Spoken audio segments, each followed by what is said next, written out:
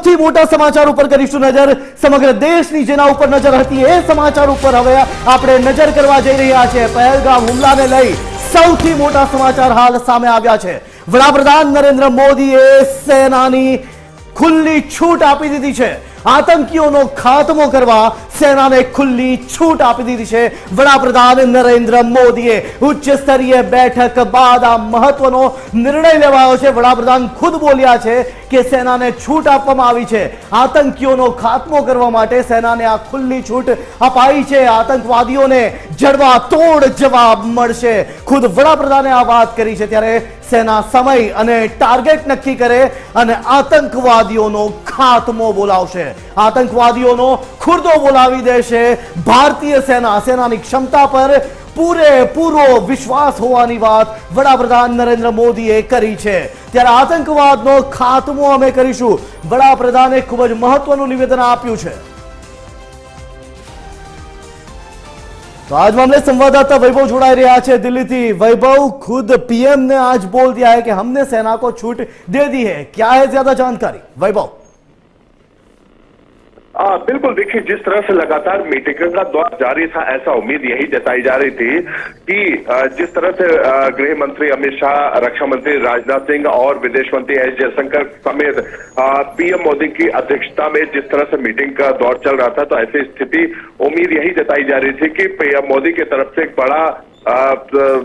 बड़ा फैसला लिया जा सकता है। हालांकि अब तीनों सेनाओं को पीएम की तरफ से छूट मिल गई है। हालांकि अब समय, तारीख कब होगा, किस तरह से होगा, उसका जो है पूरा रूपरेखा कल जब सीसीएस की जो बैठक होगी सुबह 11 बजे पीएम आवास पे, तब ये स्पष्ट हो जाएगा। लेकिन ये साफ तौर से अब ये एकदम स्पष्ट हो गया है कि भारत पूरी तरह से तैयार है जवाबी हमला करने के लिए। अगर पाकिस्तान किसी भी तरह के हमला करती है या जिस तरह से आतंकवादी जो छुप के हमला करते हैं, तो ऐसी स्थिति में भारत वैभव मैं आपसे ये भी जानना चाहता हूं, पिछले कई दिनों से एक बाद एक जिस तरीके से बैठकों का दौर चल रहा था, पीएम पहले सीएम सब राज्य के सीएम से पहले बैठक करते हैं, उसके बाद सेना के साथ बैठक करते हैं। कहीं ना कहीं ये पहले से एक तैयारी की जा रही थी।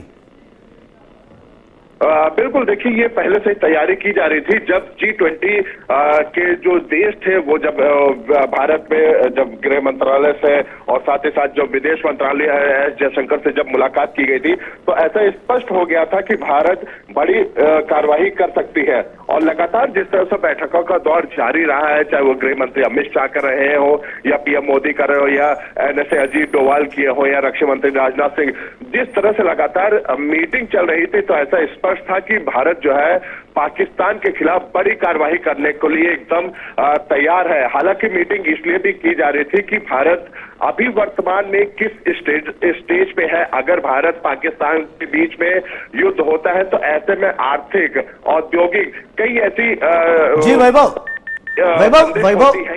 वैभव आप हमसे जुड़े रहिए, हम आपसे और भी जानकारी लेते रहेंगे।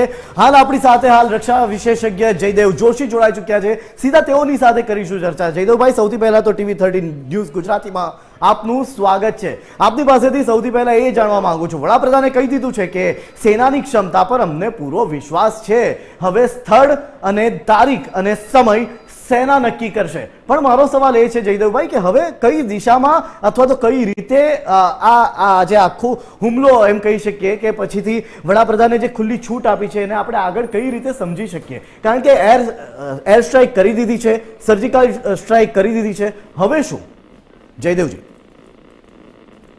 યસ, ડેફિનેટલી કોઈ પણ ડિસાઇસિવ એક્શન આગળ જતા થવાનું છે એ વાત સ્પષ્ટ છે। જે ફ્રીક્વન્સીથી સૈન્યના ત્રણેય વડાઓની અને એમની સાથે ચીફ ઓફ ડિફેન્સ સ્ટાફની મીટિંગ થઈ રહી છે એના પરથી સ્પષ્ટ રીતે એમ કહી શકાય કે ભારતનો જે રિસ્પોન્સ છે મજબૂત રિસ્પોન્સ હશે ને એવો રિસ્પોન્સ હશે જેમાં સેના કેન્દ્ર સ્થાને હશે।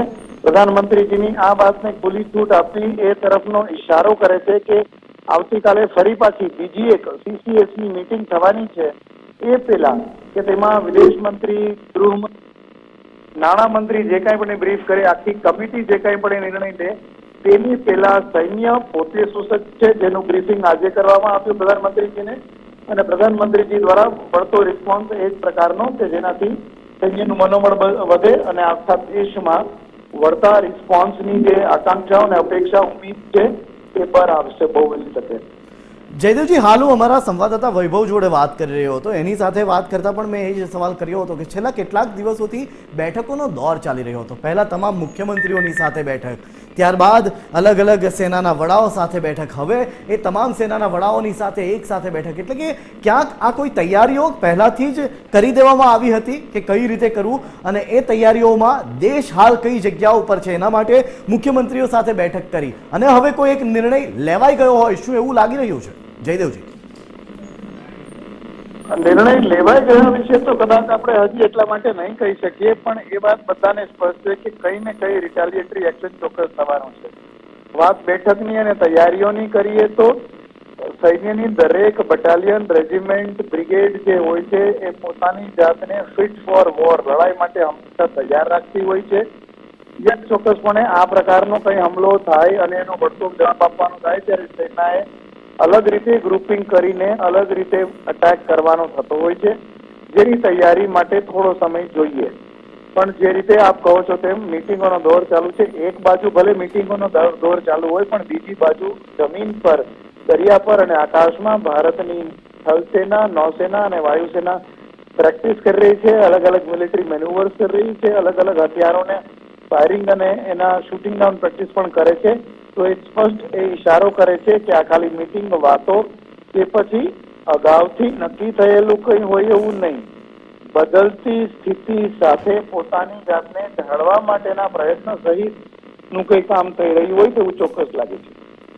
જયદેવજી, આભાર આપનો TV 13 ગુજરાતી સાથે જોડાવા બદલ.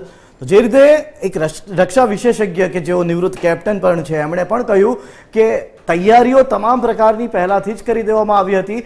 આજની આ મિટિંગ બાદ હવે સેનાને છૂટો દોર આપી દીધો છે. આ જ મામલે વધુ વાત કરીશું સંવાદદાતા સંજય દવે સાથે. સીધા જઈશું સંજય પાસે. સંજય, વડાપ્રધાને છૂટ આપી દીધી છે, હવે શું થઈ શકે છે અને આજની મિટિંગ કઈ દિશા તરફ આગળ વધી રહી છે, શું લાગે છે સંજય?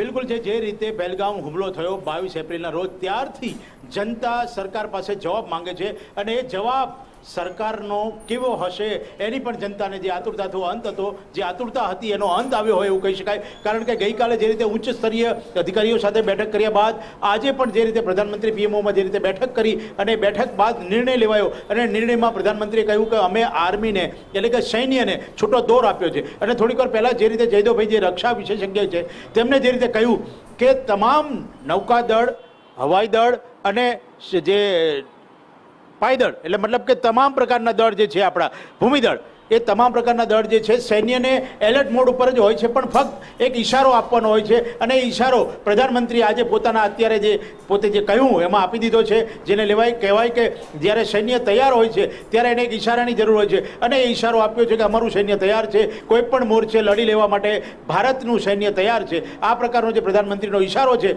જે સૈન્યનો એક બળ પૂરું પાડે છે અને એની સાથે સાથે દેશની જે જનતા જવાબ માંગે છે, કદાચ એ જવાબ પણ એ આપવા માટે જે અત્યારે છે, જે એમનું વાક્ય છે એ કદાચ ખરેખર બળ પૂરું પાડે છે. જય જી, ચોક્કસથી સંજય, જે આપે જણાવ્યું આ એક બળ પૂરું પાડે છે. આપનો આભાર સંજય. મહત્વની બાબત એ પણ હતી કે જે રીતે વડાપ્રધાને આજે કહ્યું કે સેનાને છૂટ આપી દીધી છે, એટલે કે જ્યાં દેશમાંથી એક અવાજ ઉઠ્યો હતો કે આ જવાબ ક્યારે અપાશે, હવે એ જવાબ આપવા માટેનો દિવસ, સ્થળ અને સમય સેના નક્કી કરશે. બિલકુલ છે. જે રીતે આપે કહ્યું એ રીતે આ ન્યૂયોર્ક ટાઈમ્સનો જે ગઈકાલનો એક દાવો હતો કે ભારત તૈયાર છે અને ભારત કોઈ પણ સંજોગોમાં ક્યારે પણ પાકિસ્તાન ઉપર હુમલો કરી શકે અથવા તો એનો વળતો જવાબ આપી શકે આતંકવાદની. જી, આભાર સંજય, આપ અમારી સાથે જોડાયા બદલ.